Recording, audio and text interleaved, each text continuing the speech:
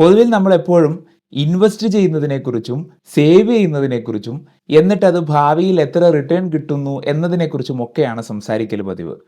പക്ഷെ ഇന്ന് നമ്മൾ സംസാരിക്കുന്നത് നമുക്ക് സന്തോഷത്തിന് വേണ്ടി നമ്മളാണ് ഈ ഏൺ ചെയ്യുന്നത്, നമ്മളാണ് അതിനു വേണ്ടി കഷ്ടപ്പാടുകൾ സഹിക്കുന്നത്. അതുകൊണ്ട് നമ്മുടെ സന്തോഷത്തിന് വേണ്ടി നാം നമുക്ക് ഇടയ്ക്ക് നൽകേണ്ട റിവാർഡിനെ കുറിച്ചാണ്. അഥവാ നമുക്ക് സന്തോഷമുള്ള ഇടങ്ങളിലേക്ക് യാത്ര പോവുകയും നമുക്ക് സന്തോഷവും ഇഷ്ടവും തോന്നുന്ന കാര്യങ്ങൾക്ക് വേണ്ടി പണം ചെലവഴിക്കുകയും ചെയ്യുന്നതിനെക്കുറിച്ചാണ്.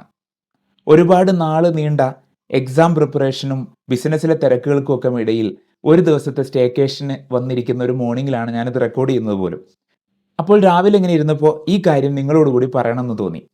ഈ ഫിനാൻഷ്യൽ പ്ലാനിങ് സെഷന് വേണ്ടി എൻ്റെ അടുത്ത് വരുന്നവരോടൊക്കെ ഞാൻ പൊതുവിൽ പറയാറുള്ളൊരു കാര്യമാണ്, നമ്മൾ ഏൺ ചെയ്യുന്നതിൻ്റെ 10% എങ്കിലും നമ്മുടെ സന്തോഷങ്ങൾക്ക് വേണ്ടി ചിലവഴിക്കണം. അതിൽ യാതൊരു തെറ്റുമില്ല.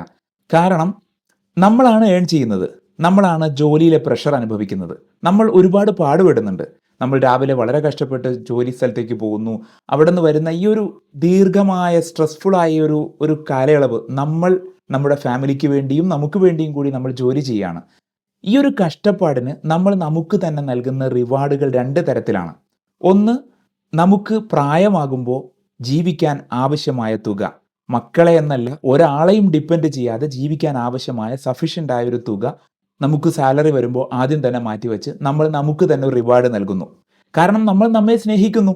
നമുക്ക് വേണ്ടി ഭാവിയിൽ സന്തോഷത്തോടെ ആത്മാഭിമാനത്തോടെ ജീവിക്കാനുള്ള ഒരു തുക നമ്മൾ മാറ്റിവെക്കുന്നു. ഇതിനാണ് നമ്മൾ റിട്ടയർമെൻറ്റ് പ്ലാനിങ് മനസ്സിലാക്കേണ്ടത്, റിട്ടയർമെൻറ്റ് കോർപ്പസിനെ കുറിച്ച് മനസ്സിലാക്കേണ്ടത്. നമ്മൾ പലപ്പോഴും വീഡിയോകൾ ചെയ്യാറുണ്ട്, ഇനി മുന്നോട്ട് ചെയ്യാം.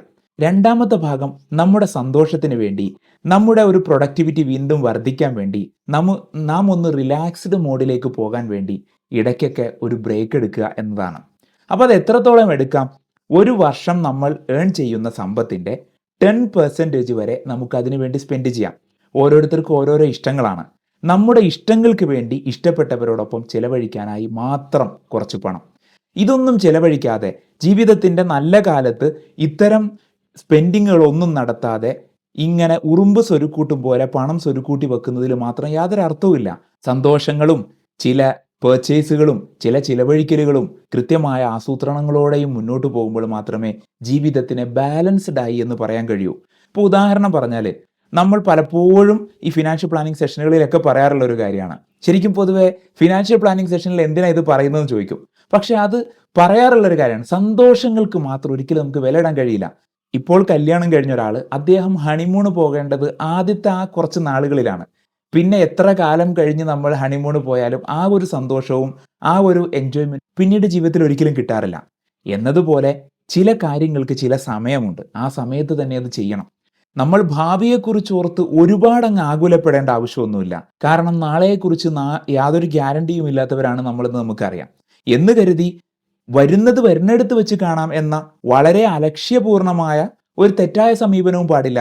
ഇതിൻ്റെ രണ്ടിൻ്റെയും ഇടയിലുള്ള ഒരു ബാലൻസ്ഡ് ആയ ഫിനാൻഷ്യൽ ജേണിയാണ് നമുക്ക് ആവശ്യം. അതുകൊണ്ട് തീർച്ചയായും നാം നമുക്ക് വേണ്ടി നൽകുന്ന ഇത്തരം റിവാർഡുകൾ അത് നമ്മുടെ പ്രൊഡക്ടിവിറ്റിയെ വർദ്ധിപ്പിക്കാൻ സഹായിക്കുന്നു, നമ്മുടെ സന്തോഷത്തെ, ജീവിതത്തെ ബാലൻസ് ചെയ്യാൻ സഹായിക്കുന്നു. അത് തീർച്ചയായും നമ്മുടെ സാമ്പത്തിക പദ്ധതികളിൽ ഉണ്ടാവേണ്ട ഒരു കാര്യമാണ്. എല്ലാവർക്കും അതിന് സാധിക്കട്ടെ. മറ്റു വീഡിയോയിൽ മറ്റു വിഷയവുമായി വീണ്ടും കാണാം. Thank you so much.